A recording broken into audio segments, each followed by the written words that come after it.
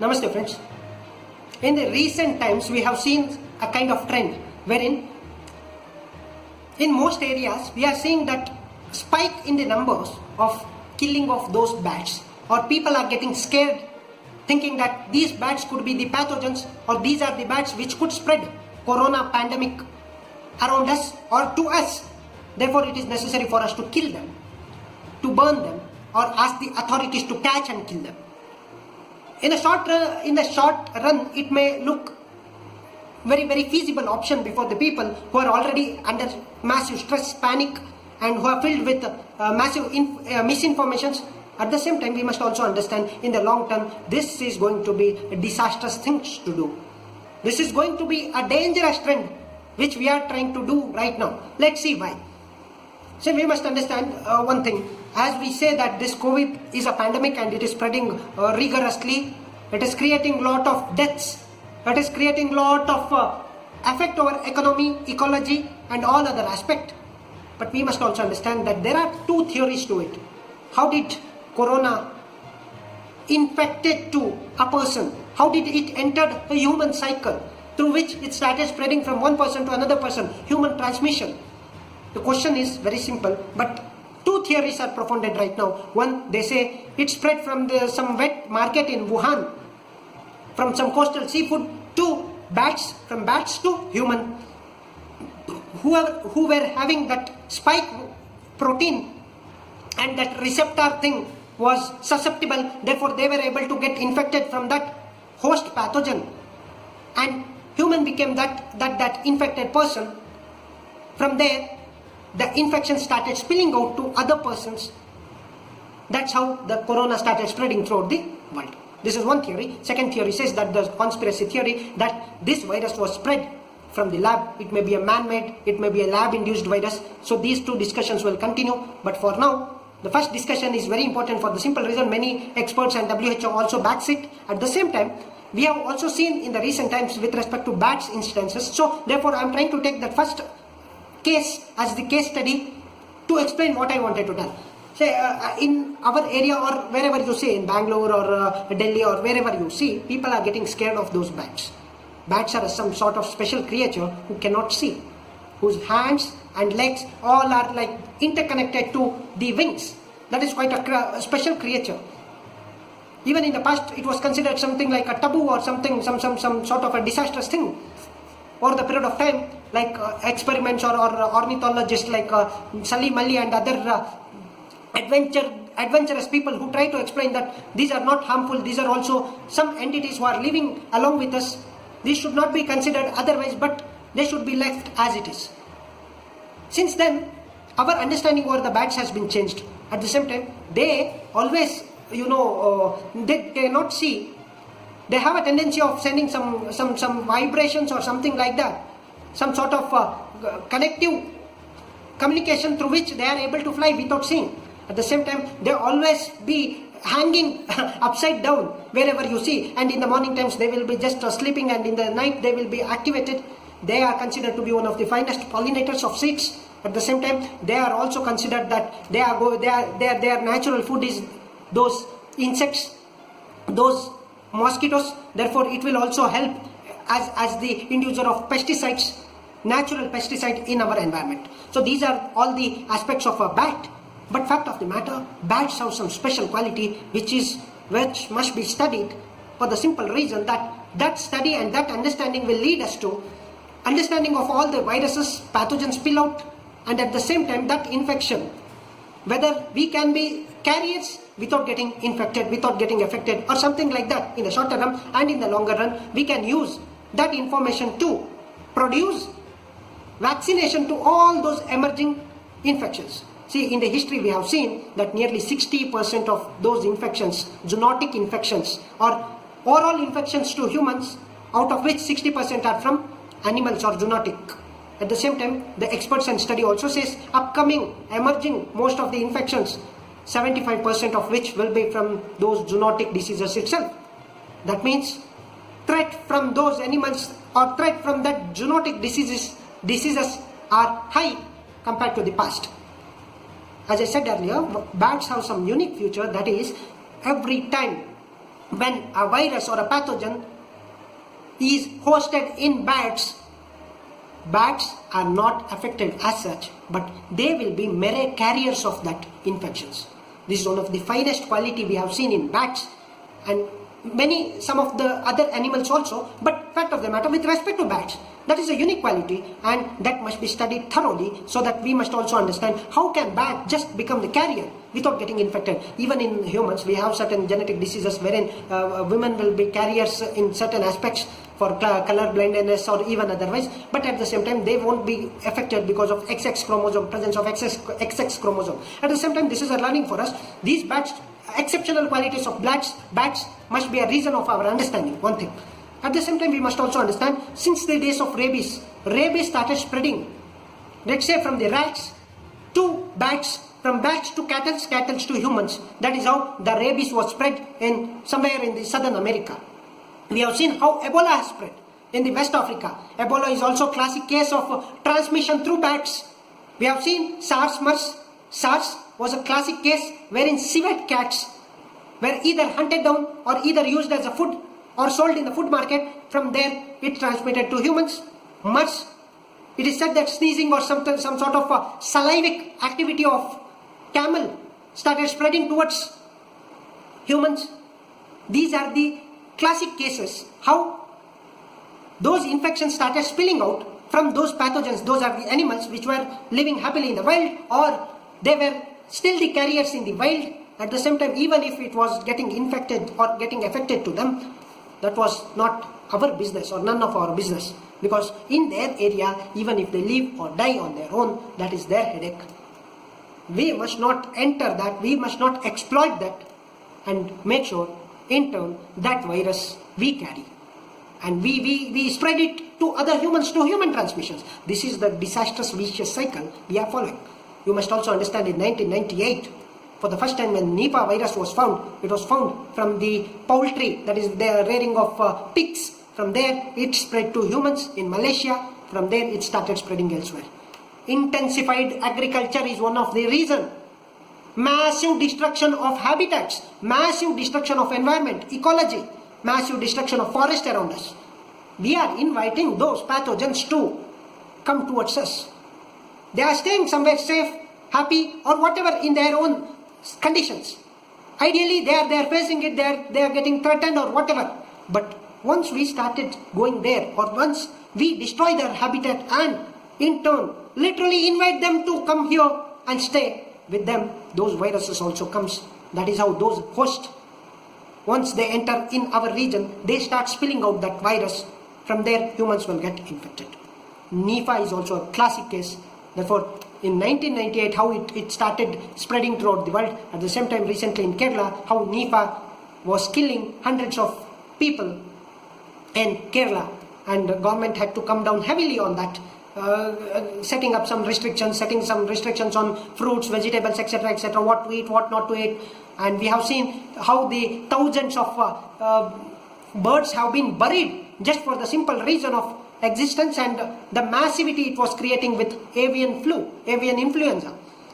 It is said that nearly 3.3 billion loss occurred because of that avian influenza. Nearly 8,000 people died because of Ebola. It is said from that orangutan and some sort of other monkeys, through them bats started carrying that Ebola virus, and since there, through by eating some fruits or something like that, which was in turn eaten or consumed by humans. That is how the Ebola was spread in West Africa. We have seen that Niger, Chad, Sierra Leone, how those countries got affected. We have also seen West Nile disease. We have also seen that malaria, chikungunya, every now and then new zoonotic diseases emerge. We have seen recently, when we are speaking of corona, we also heard about that Hanta virus, that is from the rats. We have seen rabies. We are also seeing in our neighboring region, that is in somewhere near Shumaga, Sagara region, Sagara Taluku region, we are seeing that some sort of virus is still active, that is KFD, Casanuru monkey fever. That is the monkey, which those monkeys are the carriers or host for that pathogen, Casanuru virus. Through some bites, through some insects, it is getting transferred to humans. That is how it is getting connected. See, as the distance between wildlife and the human lives starting getting reduced, so that humans will be coming under the direct contact of that wildlife. Therefore, that spilling over of hosts, that spilling over of those infections will in turn find some other host, wherein humans are not considered hosts, but they are getting infected and they are getting affected. They may be carriers for certain time, but in turn they are also getting affected fatally, which means they are going to live their life, they are going to die. That is what is happening in recent times. But fact of the matter, we must understand one possible aspect, one important aspect, that whenever we see bats or certain animals, they may be the carriers for certain diseases. We must ask the authorities and all the scientists and experts to come out and give some study reports on that, whether they are going to affect us directly. If not, we must not attack them directly. In turn, we are creating two aspects. One, by killing them, we are spoiling that natural inducer, the cycle wherein they do pollinate, they do the action of pesticides, they do the action of cleaning those insects, mosquitoes, etc., etc. That part of work will be minimized or reduced or perished. At the same time, we know where are these bats are sitting. By creating some sort of disintegration, creating some sort of discontinuity, or making them spread throughout, we are making sure that virus is spread to all the regions. In India, nearly 2 species of bats out of many 20, 25 or many of them, 2 species are given the government node for the protection. At the same time, we have also seen that experts are saying most of the bats which you see around in your region, they may be carrying SARS-CoV-2, but that mutation or that pathogen is completely different from what is being talked, what has been discussed, or what the pandemic is creating, the ruckus. Therefore, that must be kept aside. See, as we see the bats, many of the farmers, viticulture, who are doing viticulture or growing grapes, they find it some sort of vermin kind of thing, because those bats go and eat the grapes. Therefore, for those farmers, it is considered vermin. But at the same time, they also play an active ecological role in the whole ecosystem. Without knowing the fact, only with the misinformation or just by being panic, we must not take that harsh decision of spoiling or ending the life of bats. Today it is bats, tomorrow it can be anything else, any other animal. See, today, what we are doing is we are just killing the messenger. We are not killing the virus. Today it is spreading through bats, tomorrow it may spread through any other animals. It may be minute or big, but when it started spreading, only then we will come to know. Till then, we will never come to know. If we start killing everything, whatever we find, whatever we see them as the carriers, then there going to be no stop for this. Only humans have to live on this planet, but make sure without diversity, without those creatures, humans cannot live longer. Only those artificial intelligence robots may sustain this life, but not humans for sure. Therefore, our development modules, our thrust for growth, our thrust for whatever we see, that has to be curtailed.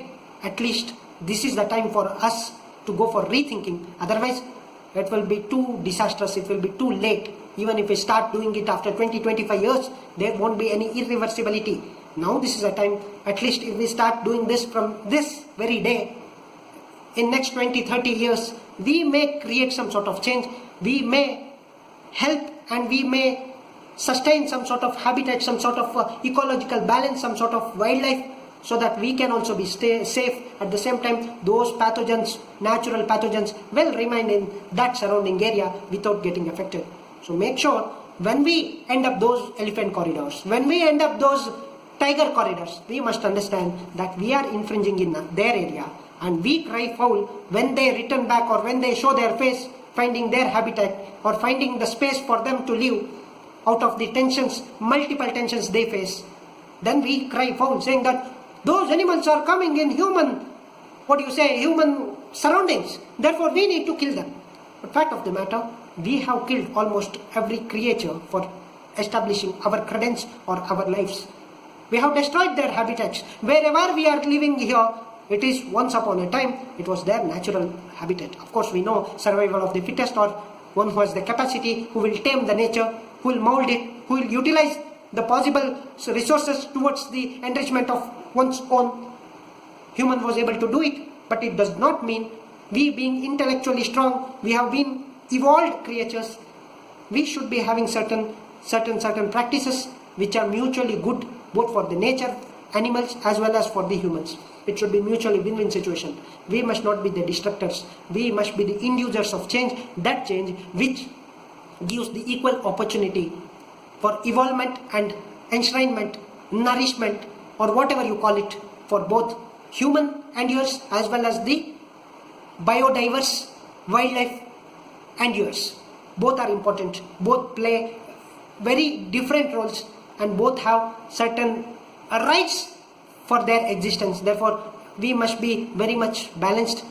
Our sustainable development must also lead to survival of human endures, at the same time the survival, or let's say the very good environment for the flourishment of those animals. Those ecosystem services are intangible elements of our whole earth. That intangibility cannot be counted. We may use them for hunting, we may use them for eating, whatever the purpose, we may be misusing it. But we must come down with certain agreements, unwritten or written agreements, making sure that there is a certain limit beyond which we will not enter, we will not destroy them. Only then they can also survive, and in turn we can also survive. Today, many of the experts are saying that one health policy should be made up, one health policy must be developed. That is how One Health, the new terminology, is getting raised.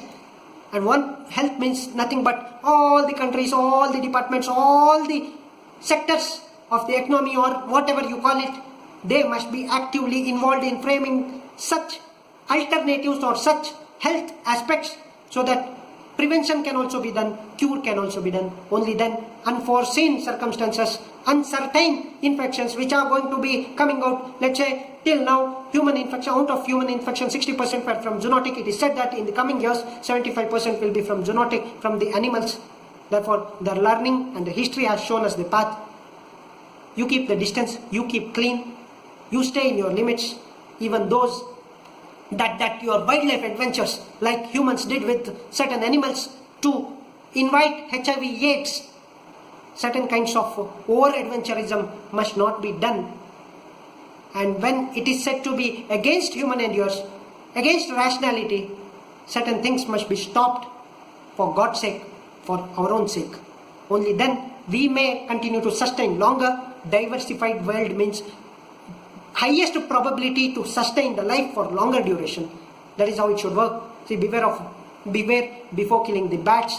There one or two species of bats are already protected by law. At the same time, demands are there that other species of bats must also be protected by law. At the same time, they also play a very good ecological role in the environment. Therefore, we must respect that, and we must provide them that opportunity to live. But we should not end up all the possibilities of destroying the whole habitat. In the bad spirit, it will be in the bad taste, which will result, or which may lead us to destroy another species when we find some other virus in some other species. Therefore, all the species, all the wild animals, almost everyone carry some sort of pathogens, some sort of infections, or they are the host to some sort of pathogens. When they are spilled over to humans, that is the danger. Otherwise, when we keep distance from them, we are not harmed as such. That is what studies say. For now, this is the end of our discussion. Thank you for joining with me. Dhanyavad. Jai Hind. This is Shreyanka S. Ranade. Hope I made all my points very clear. Do share a word about this and also spread the right information, and stay home, stay solid. Also, try to help the neighbors in your own possible way by keeping distance with them. Thank you.